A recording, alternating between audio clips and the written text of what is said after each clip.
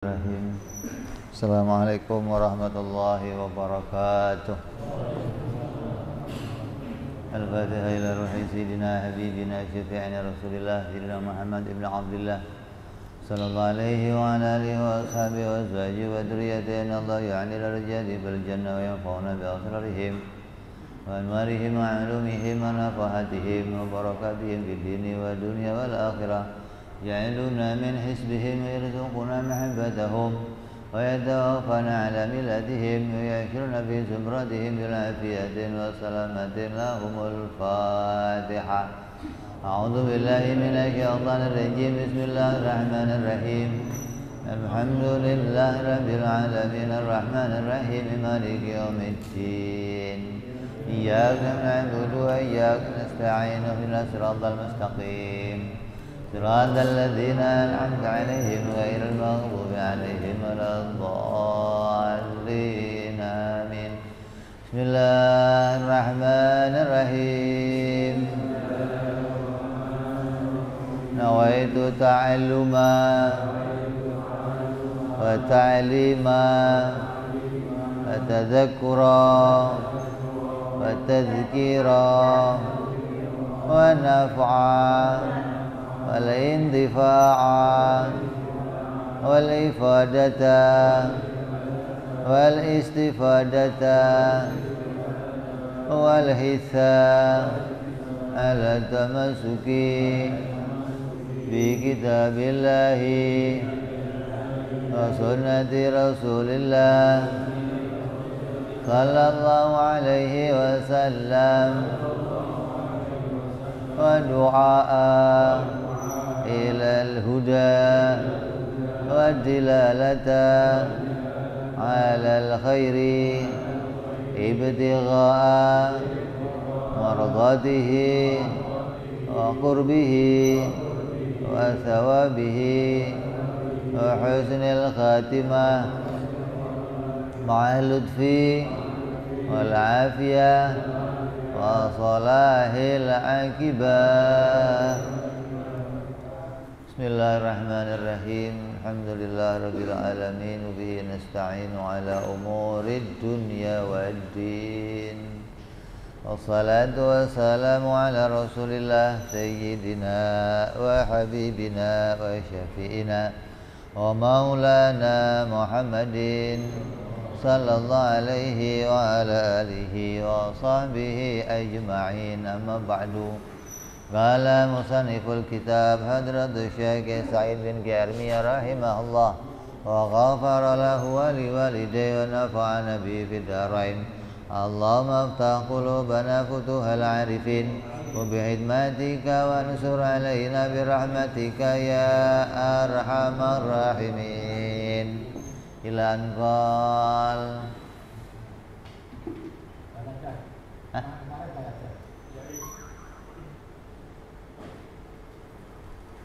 Oh, selesai ya, Rasul. Adapun sifat yang jaiz bagi para Rasul alaihimus salatu wassalam itu satu. Yang wajib ada berapa kemarin? Yang wajib bagi Rasul berapa? 4. Yang mustahil 4. Sudah kita bicarakan semua, tinggal yang terakhir kita bicara yang jaiz bagi para Rasul, yaitu ada satu. Apa itu yang jaiz? Wuqu'ul a'radil basyariyati lahum allati la tu'ad ila naqsin fi maratibihimul aliyah alaihimus salatu wassalam. Artinya boleh-boleh saja terjadi pada diri para Rasul itu mempunyai sifat-sifat bangsa manusia.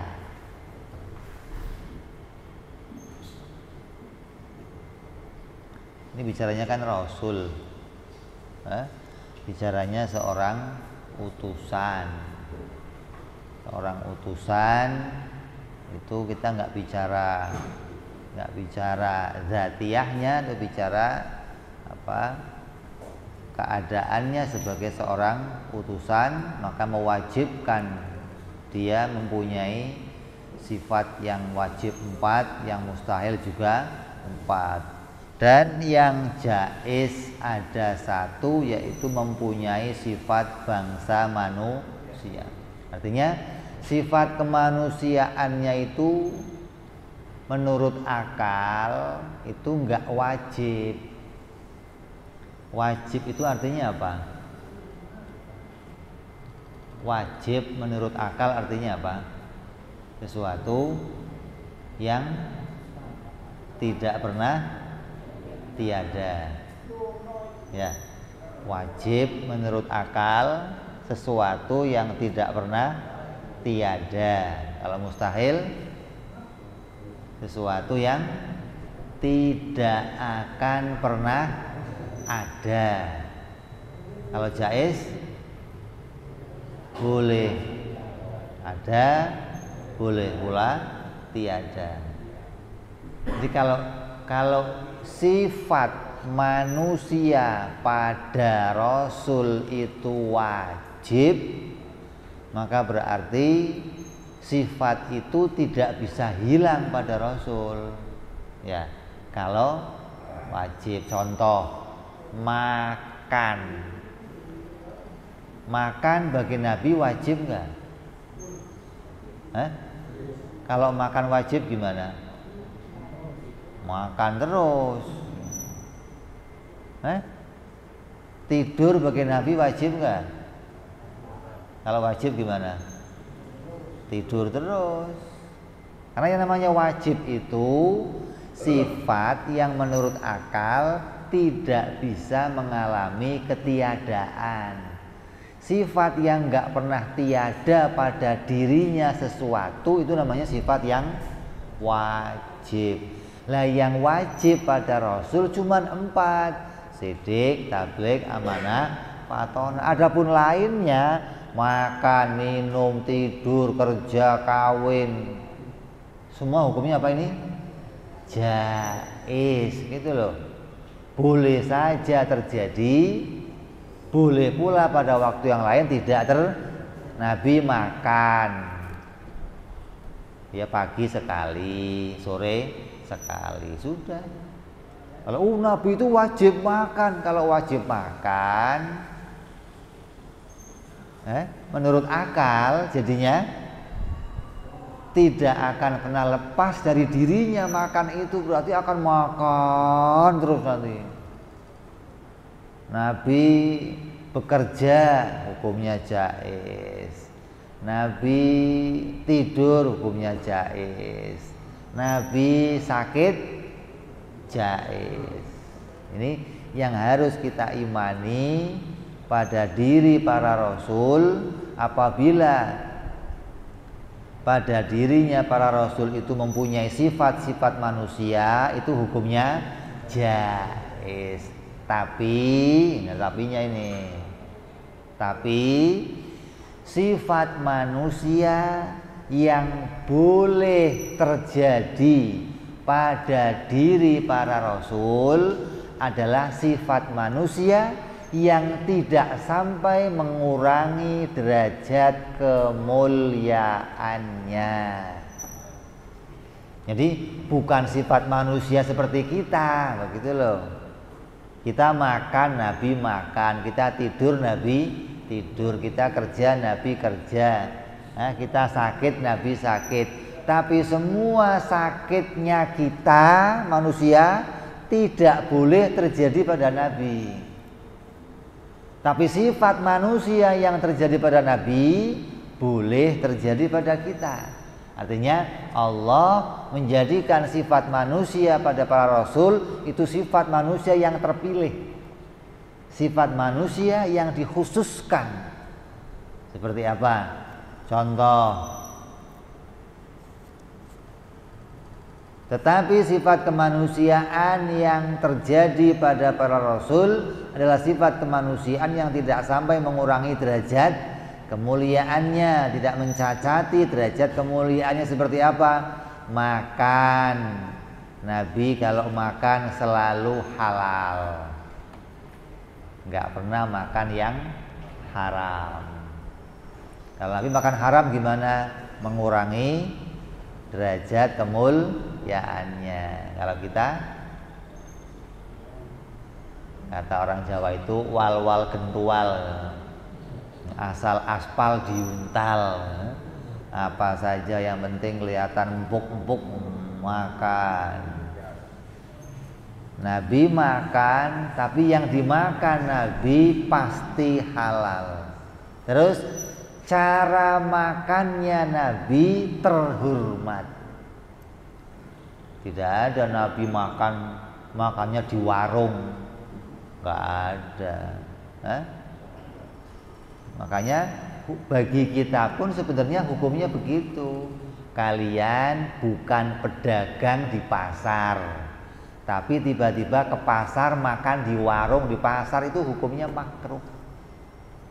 Kecuali pedagang di pasar, dia usahanya di pasar, makannya di pasar boleh lah. Kalau kita nggak ada urusan sama pasar, tiba-tiba makan di, hukumnya makruh. Apalagi Nabi nggak pernah terjadi demikian.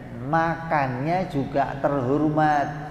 Nabi kalau makan pakai 3 jari, ya, pakai 3. Yang dimakan apa? Yang dimakan apa? Roti, ya pakai 3 jari. Kalau bubur ya nggak bisa. Udah nasi pakai sayur asem, 3 jari, kapan kelarnya makannya? Gimana sih? Makan pakai 3 jari, yang dimakan apa? Roti. Cowel. Terus Nabi kalau makan tidak pernah lebih dari 9 suapan. Kalau kita piringan. Kalau kita nggak pakai suap ukurannya, piring. Nabi tidak pernah menyiapkan makanan yang kedua. Suapan yang kedua tidak disiapkan apabila yang di mulut belum masuk.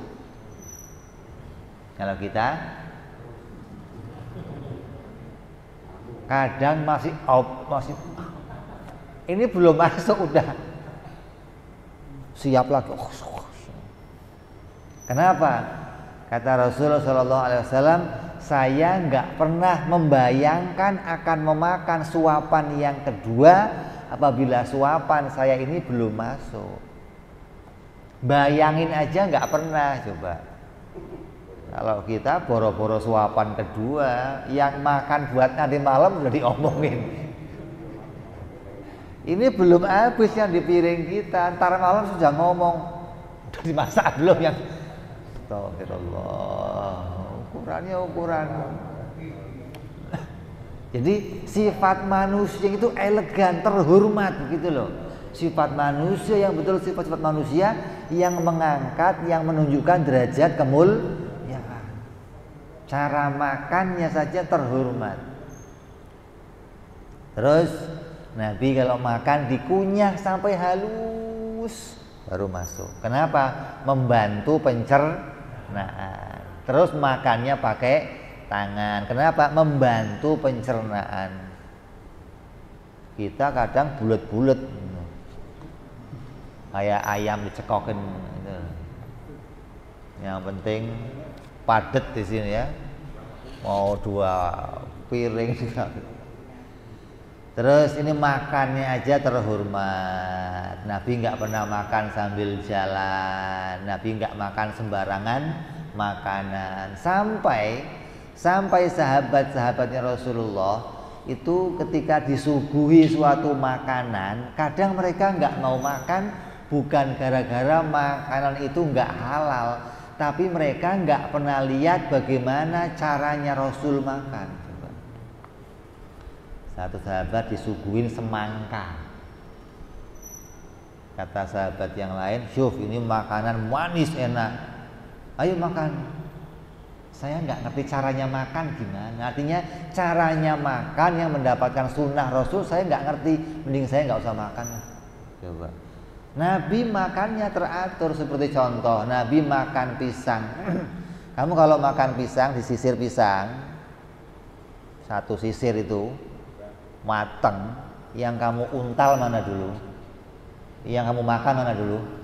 Yang atas. Nabi nggak pernah, yang bawah dulu yang dimakan. Kenapa? Biar rapih, yang di atas masih kelihatan, masih utuh. Yang bawah yang diambil, atasnya utuh. Terus dibuka, dipotek makannya. Pernah begitu kamu? Jelas, untal yang penting masuk. Mana urusan kamu sama sunnah? Yang penting padet. Untung kulitnya nggak dimakan sekalian.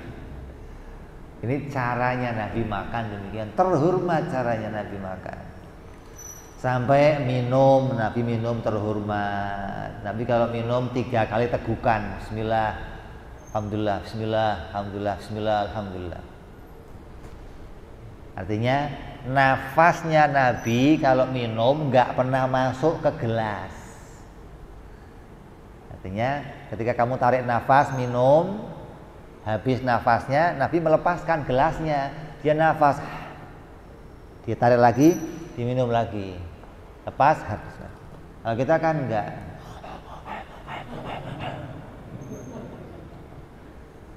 Kamu bedakan di penelitian, air yang bening, yang bersih kamu tiup itu akan berubah dia. Jadi udara mulut kita yang mengandung karbon, ketika ditiupkan ke air itu berpengaruh dan menjadikan air itu nggak sehat lagi, gitu loh. Lah Nabi kalau minum sedikit, sahabatnya dikasih muter sahabat, dan airnya masih bersih. Tapi kalau cara minum seperti kita, air itu jadi nggak sehat, maka nggak layak diberikan kepada yang lainnya. Maka kata Rasul, bekasnya orang mukmin itu obat, tapi bekasnya yang benar, yang caranya dengan caranya Rasul, bukan caranya kita. Caranya kita kadang lihatnya aja jijik. Ya, jadi aturannya demikian. Rasul tidak pernah minum sambil berdiri kecuali minum Zam-Zam. Kalau Zam-Zam bebas, mau berdiri boleh, mau sambil duduk boleh. Kalau perlu tidur ya tidur sekalian, nggak apa kalau bisa. Apa bedanya air Zam-Zam dengan yang lain? Air yang lain kalau kita minum dalam keadaan duduk, maka Allah akan bukakan di perut kita penyaring. Yang air itu akan masuk ke tempat saringan itu, kemudian disalurkan ke seluruh tubuh kita. Tapi kalau kita berdiri, saringannya nutup, maka air itu akan langsung terproses dengan keadaan yang penuh racun, penuh kotoran, penuh. Adapun Zam-Zam, air terbersih, air terbaik, hingga nggak perlu disaring, gitu loh. Mau kamu berdiri boleh, mau duduk boleh ketika minum air Zam-Zam. Ini caranya Nabi minum, dan yang diminum Nabi pasti halal. Nabi kalau minum pakai tangan kanan, nggak pernah minum pakai tangan kiri. Ini pengingat ini. Orang yang selalu minum pakai tangan kiri itu adalah iblis. Kamu kalau disamakan sama monyet mau? Nggak mau. Kalau disamakan sama iblis mau? Mau. Maka kalau kamu pengen nggak sama dengan iblis, diantaranya jangan minum pakai tangan kiri. Maka untuk pengingat kita ini, minum pakai tangan kiri sama dengan cara minumnya iblis. Makan pakai tangan kiri, maka ini tidak pernah dikerjakan Nabi. Kalau makan yang dua-duanya namanya kayak monyet. Pernah? Sering. Bakwan cabe, bakwan cabe kayak apa? Monyet. Ya. Nggak sadar kita kalau itu kayak makan nasi kerupuk. Kayak apa? Nah. Terus Nabi tidur. Tidurnya Nabi juga mulia. Tidurnya Nabi terhormat. Nabi kalau tidur bantalnya apa? Tangannya yang kanan. Nabi kalau tidur bagian kanannya di bawah, menghadap ke kiblat. Tidak pernah membelakangi kiblat. Nabi kalau tidur terpejam matanya tapi tidak terpejam hatinya. Kalau Nabi kok ngimpi, maka mimpinya Nabi adalah wahyu dari Allah Subhanahu wa ta'ala.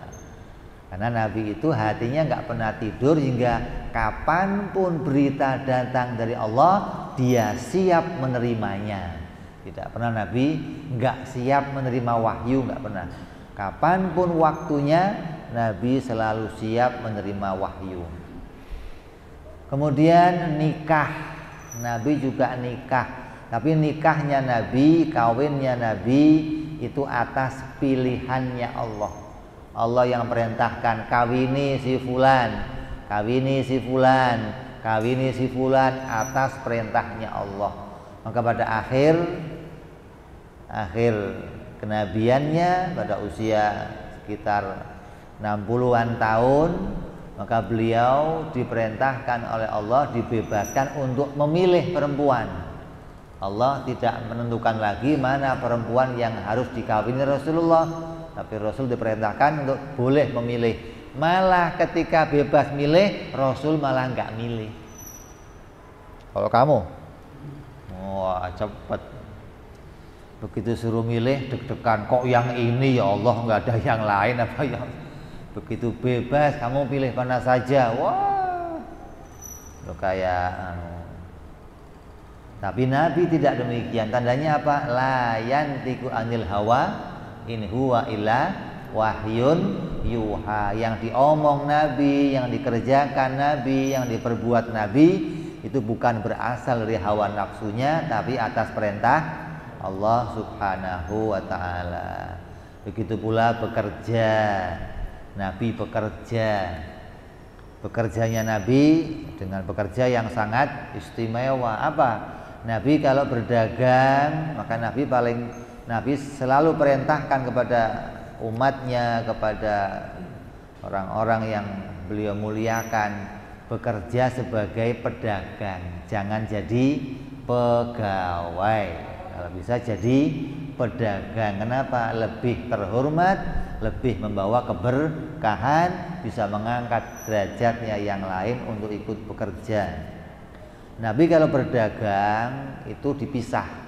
Ini yang jelek, ini yang sedengan bagus, ini yang paling bagus.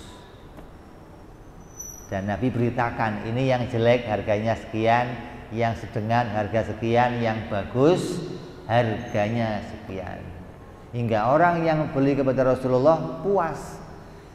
Kalau Rasul ngomong ini bagus, memang bagus beneran. Kalau Rasul ngomong ini nggak bagus, ya memang nggak bagus, tapi harganya murah. Nah, cara yang seperti ini ditiru sama orang-orang bule.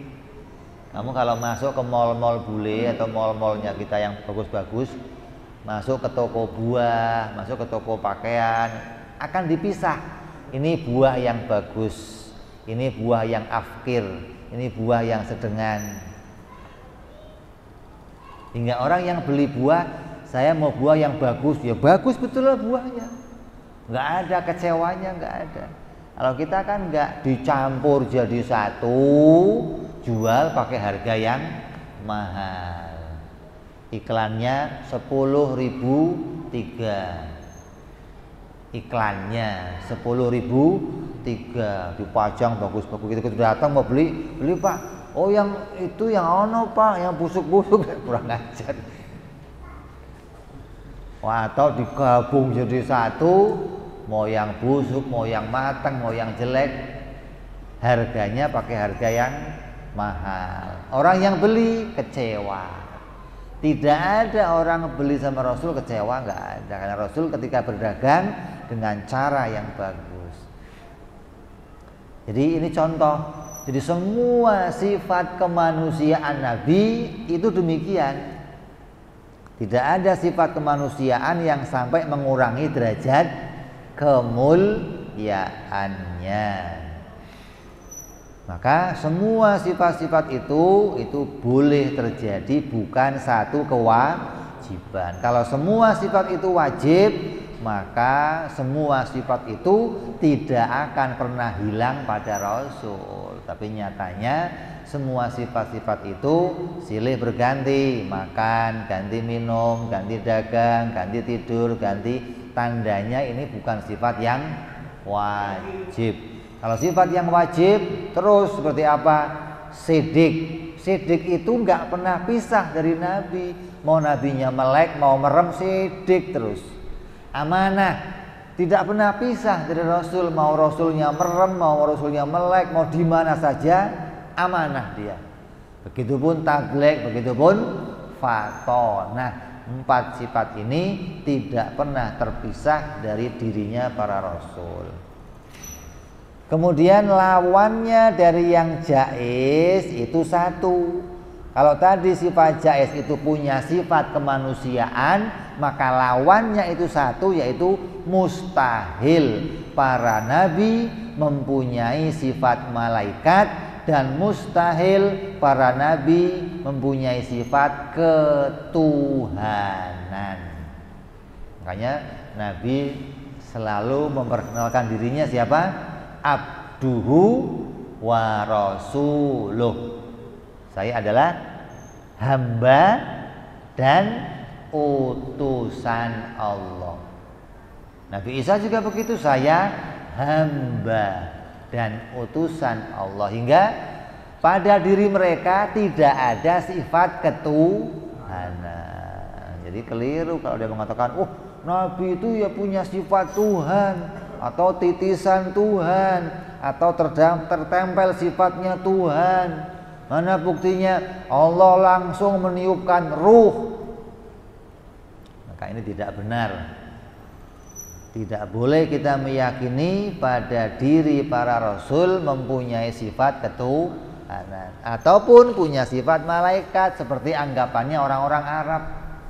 Orang Arab ketika Rasulullah datang dan berdakwah kepada mereka, kata mereka apa? Muhammad, bagaimana Tuhan mengutus utusan tapi dia masih makan, masih minum, masih kawin, masih tidur, masih ke pasar? Utusan Tuhan harusnya nggak kawin, nggak makan, nggak minum, nggak tidur.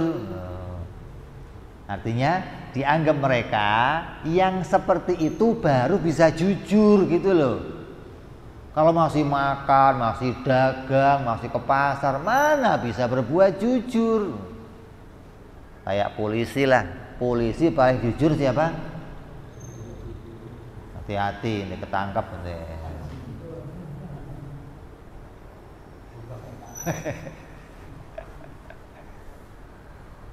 Yang lain gimana? Oh, mana ada yang jujur. Ini gambarannya begitu gitu loh. Selagi masih jadi manusia, mana bisa dia jujur? Tapi kan nggak begitu. Rasulullah manusia, tapi Allah jadikan dia sebagai orang yang lurus, yang amanah, yang fatonah, hingga walaupun dia masih makan, minum, tidur, tetap tidak pernah terjadi kemaksiatan pada diri para Rasul. Hingga ketika dia menyampaikan sesuatu dari Allah, ya nggak dikurangi, juga nggak ditambahin. Kalau kita kan kadang kalau titipnya omongan nambah, kalau titipnya duit kurang. Itu sudah biasa begitu ya.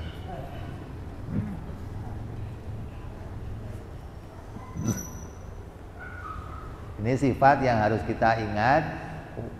Para Rasul punya sifat kemanusiaan, dan mustahil para Rasul punya sifat malaikat atau sifat ketuhanan. Seperti orang Yahudi.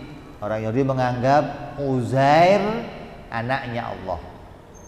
Orang Nasrani menganggap Isa anaknya Allah. Ini bukan keimanan orang Islam. Orang Islam mengimani bahwa para Rasul adalah mempunyai sifat kemanusiaan, bukan sifat malaikat, juga bukan sifat ketuhanan. Kemudian yang tidak mungkin terjadi pada diri para rasul dari sifat kemanusiaan yang sampai mencoreng atau menurunkan derajat kemuliaan mereka, itu diantaranya seperti yang sering kita dengar. Kita harus hati-hati nih, yaitu seperti Rasul mengalami sakit. Maka sakitnya Rasul itu mustahil sakit yang mengurangi derajat kemuliaan. Seperti apa? Sakit kusta. Kusta itu kayak apa? Hah? Hah? Tulang sama tulang itu misah lama-lama, copot. Kusta. Zaman Nabi Isa penyakit yang begitu nggak bisa disembuhkan, tapi oleh Nabi Isa disentuh sembuh seperti sedia kala. Nah, ini penyakit ini mustahil terjadi pada Rasul. Kenapa mustahilnya? Orang yang kena penyakit kusta itu pasti akan dikarantina. Apa karantina itu? Asingkan, dipisahkan dari masyarakat. Maka berarti sama saja dijauhi oleh masyarakat. Lah, Nabi tidak mungkin oleh Allah diberikan penyakit yang penyakit itu sampai dijauhi oleh masyarakat. Kenapa? Karena bertentangan dengan misi kenabiannya. Misi kenabiannya itu berdekatan menyampaikan dakwah kepada umat, sakitnya dijauhi oleh umat, nggak nyambung jadinya. Sama saja ketika diberikan sakit terhalang untuk berdakwah kepada umat. Sedangkan Nabi kalau sakit, sakitnya itu membawa hikmah untuk umat, hingga umat tahu, oh kalau Nabi sakit, oh caranya orang sakit itu sholat, oh begini. Oh orang sakit puasa, oh caranya begini. Orang sakit haji, oh caranya begini. Justru sakitnya Nabi itu pelajaran untuk umat. Kalau sakitnya Nabi justru membawa dia dijauhi oleh umat, maka tidak ada hikmah terjadinya sakit pada Rasul. Justru itu mengurangi derajat kemuliaannya, maka hukumnya mustahil. Rasul kusta, Rasul sampai kudisan, panuan. Nanti kalau ada orang kena panu nempel kamu keringetan, kamu kan ogah. Hah? Mau? Nggak seneng kamu, ha? Atau sekarang lah ada orang corona, tahu-tahu bersin depan kamu, kamu apain kira-kira? Nah, semua penyakit yang membuat orang itu menjauh tidak pernah terjadi pada Rasul. Ini peringatan ini. Apapun juga, satu penyakit yang kemudian penyakit itu menyebabkan orang itu menjauh, maka tidak pernah terjadi pada para Rasul. Lepra, gila, ayan. Nah bila kita ittaqullah, tiba-tiba ayan. Ini mustahil. Nabi gila, ini mustahil. Jadi semua sifat-sifat yang demikian. Ataupun Nabi luka. Pernah Nabi luka. Mustahil Nabi luka yang lukanya itu sampai menjijikkan, bernanah sampai orang lihatnya aja, itu nggak pernah terjadi pada para Rasul. Kalaupun Nabi luka mengeluarkan darah, kena batu berdarah, luka yang nggak menjijikkan, siapapun masih mau mengobati, masih mau mendekat, masih mau menjenguk. Ini penyakit yang terjadi pada para Rasul. Maka semua sifat kemanusiaan yang sampai menghinakan para rasul itu hukumnya mustahil. Seperti contoh penyakit yang terjadi pada Nabi Ayub alaihis salam. Ini hati-hati nih. Yang kita sering dengar penyakit Nabi Ayub adalah penyakit yang menjijikkan, penyakit yang membuat dia diasingkan. Itu berita yang kedzib, itu beritanya bohong, jangan dipercaya. Kalau ada kiai yang cerita, suruh turun aja Pak Kiai, jangan naik jadi kiai begitu. Kalau ada kiai cerita Nabi Ayub sakitnya menjijikkan dan diusir, dijauhkan dari kampungnya, suruh turun. Kenapa? Merendahkan Nabi, menghinakan seorang Nabi, haram hukumnya. Kalau sampai dia dengan kesengajaan, bisa sampai dia keluar dari agama Islam. Hati-hati ini.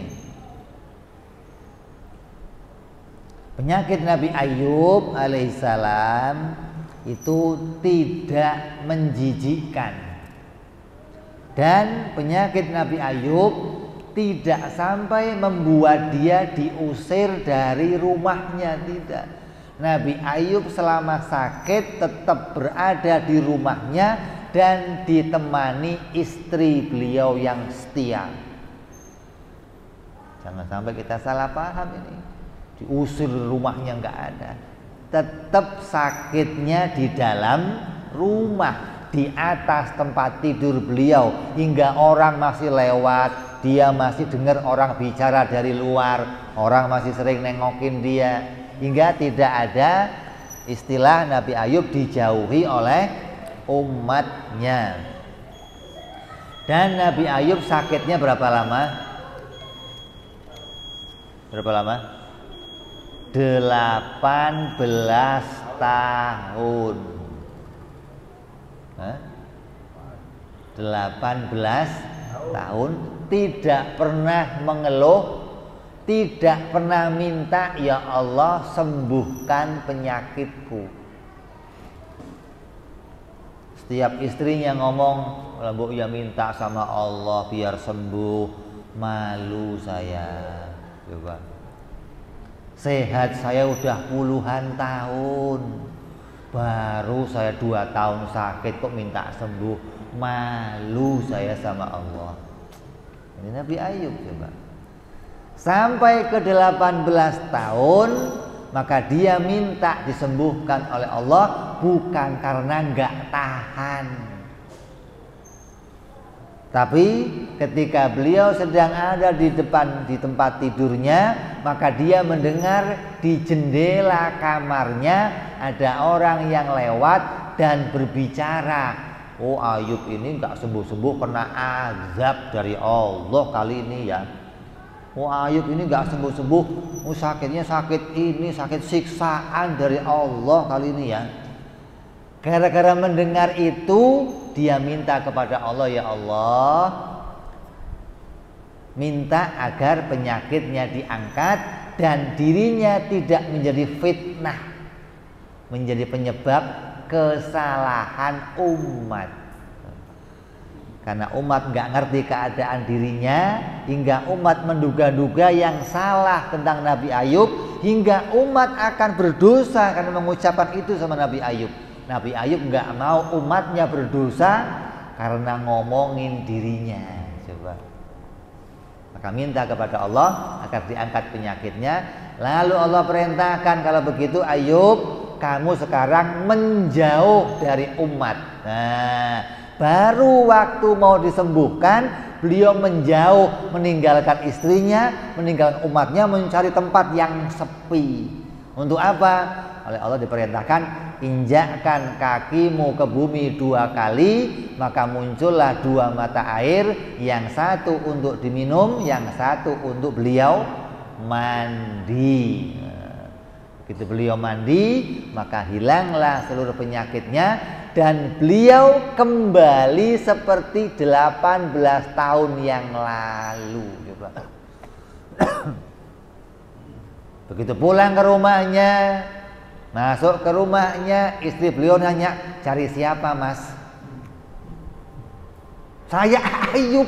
Ya Allah, kembali ke usia 18 tahun. Dan Allah jadikan kembali, dia punya anak lagi yang banyak, punya harta kembali yang banyak, dan kembali terhormat, hingga tidak mengurangi derajat kemuliaan Nabi Ayub alaihissalam. Adapun cerita yang mengatakan Nabi Ayub sakitnya sampai belatungan, maka ini cerita Israiliyat, cerita Bani Israel. Harus kita jauhkan dari cerita anak-anak kita. Jangan sampai anak-anak kita mempercayai, apalagi menceritakan kepada orang lain cerita tentang Nabi Allah Ayub yang punya keadaan demikian. Ini hati-hati nih. Jadi penyakit Nabi Ayub bagaimana keadaannya? Penyakit Nabi Ayub letaknya di antara kulit dan tulang. Jadi nggak kelihatan dari luar, tapi rasa sakitnya luar biasa hingga membuat beliau hanya berbaring di atas tempat tidurnya selama 18 tahun. Tapi bukan orang itu jijik melihat beliau, nggak ada. Orang ya di rumahnya, orang lewat-lewat saja, mampir-mampir saja, nggak ada. Terus diceritakan sampai dibuang oleh umatnya, dijauhkan ke gua, nggak ada. Itu cerita begitu nggak ada. Nah, karena Nabi Ayub ini diuji oleh Allah begitu banyak, orang sering cerita Nabi Ayub diuji hartanya habis, anaknya habis, sampai kesehatannya habis. Boleh cerita Nabi Ayub diuji oleh Allah, tapi nggak usah dilebih-lebihkan, penyakitnya menjijikan. Ini cerita yang hina. Nggak boleh kita menceritakan yang demikian pada para Rasul alaihimussalatu wassalam. Jadi adapun dongeng yang menceritakan tubuh Nabi Ayub dipenuhi dengan belatung, itu dongeng yang batal, cerita yang bohong, seperti yang dikutip dalam kitab Tuhfatul Murid ala Jauharut Tauhid. Maka kita harus sangat hati-hati, saudaraku seiman, jangan sampai kita terkena rayuan ketika kita membicarakan hikayatnya para nabi, kisah-kisah para nabi yang di dalamnya ada cerita-cerita yang sampai mencoreng dan menurunkan derajat kemuliaan para Rasul alaihimussalatu wassalam. Harus hati-hati. Seperti apa? Seperti menceritakan tentang Nabi Adam alaihissalam dan iblis. Nah, sering kita juga dengar ini, Nabi Adam digoda sama iblis, Ibu Hawa digoda sama iblis. Enggak mempan semuanya, Ibu Hawa menggoda Nabi Adam. Ini kok goda-godaan begitu gimana ya? Ada lagi cerita tentang Nabi Dawud. Nah, ini lebih parah lagi, Nabi Dawud dan Patih Uryan. Kalau kamu lihat filmnya di TV, kamu lihat di YouTube, kamu buka King David, kamu akan jumpai bagaimana riwayat Nabi Allah Dawud alaihissalam. Di situ diceritakan bagaimana Nabi Dawud menyukai istrinya orang, sampai berzina dengan istrinya orang. Mencintai istrinya orang aja sudah aib bagi para nabi, apalagi sampai melakukan perzinaan. Ini hukumnya mustahil. Tapi itu diceritakan oleh Bani Israel ketika mensifati para nabi-nabi mereka. Maka kita tidak boleh mengambil cerita sedikit pun yang kemudian cerita itu sampai mengurangi atau keluar dari akidah Ahlus Sunnah wal Jamaah. Jadi asalnya cerita nabi-nabi itu dalam Al-Quran itu nggak lengkap. Nggak lengkap itu maksudnya tidak semua nabi diceritakan dalam Al-Quran. Dan kalaupun diceritakan, ada yang nggak lengkap, ada pula yang nggak ada ceritanya sama sekali. Karena penasaran gimana ceritanya, maka diambillah buku-buku dari Bani Israel. Dia buka kitab Taurat, dia buka kitab-kitabnya ulama-ulama Bani Israel, hingga di situ terdapat cerita-cerita tentang kisah-kisah para nabi. Tapi Bani Israel itu kalau menceritakan nggak punya filter, mereka nggak punya saringan, hingga keadaan seperti apapun ya diceritakan, kadang tambahin, kadang dihinakan, kadang berlebihan. Ini yang terjadi pada para ulama kita yang kemudian mengambil kisah-kisah dari Bani Israel. Tapi kita harus tahu, apabila kisah-kisah itu bertentangan dengan akidah, maka harus ditolak. Kalau kisah-kisah itu tidak bertentangan, maka kita masih bisa mengimaninya.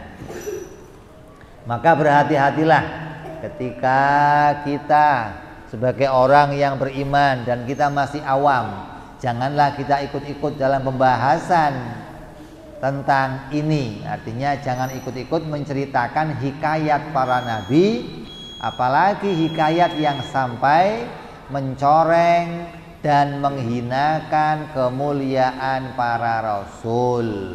Tapi sebaliknya, kita orang yang beriman dan masih awam, maka wajib menyerahkan segala urusan tentang kebenaran apapun yang terjadi dalam hikayat itu kepada Allah Subhanahu wa ta'ala dengan mengucapkan wallahu a'lam bissawab. Kalau ada orang cerita begini, wallahu a'lam bissawab, saya nggak ikut-ikut, cabut. Itu begitu aja, nggak usah pakai cerewet. Oh, itu nggak bener. Kalau kamu bisa menjelaskannya, jelaskan. Kalau kamu nggak bisa, tinggalkan. Nggak usah kita teruskan, akan lebih aman untuk iman kita kepada Rasul alaihimussalatu wassalam daripada kita ikut menceritakannya kemudian terbersih di pikiran kita, kok Nabi begini ya, kok Nabi begini ya. Hati-hati ini. Seperti Nabi Musa yang apa? Cadel. Ini kehinaan. Begitu pula nabi-nabi yang lain yang banyak. Nabi Allah Yunus kabur, Nabi Allah Ibrahim, Nabi Allah Yusuf tergila-gila sama Zulaiha, Nabi macam-macam ini. Semua kisah-kisah yang mencoreng kemuliaan Nabi harus kita jauhi. Allah memuliakan para rasul. Maka apa yang harus kita yakini? Jawab di hati kita, aku meyakini bahwa para nabi itu maksum. Tahu maksum?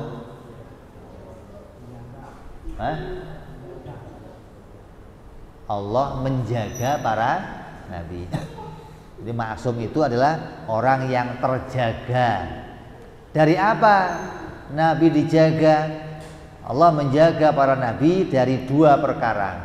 Yang pertama, Allah jaga nabi dari kemaksiatan, dari mempunyai dosa. Maka tidak ada nabi yang sengaja berbuat dosa, sengaja berbuat kemaksiatan, baik yang haram maupun yang makruh. Sejak mereka lahir sampai mereka mati dijaga oleh Allah dari kemaksiatan. Sehingga Nabi itu maksum bersih. Yang kedua, dijaga dari sifat-sifat yang sampai mengurangi derajat kemuliaannya. Berapa penjagaannya? Berapa? 2. Yang pertama, dijaga dari dosa.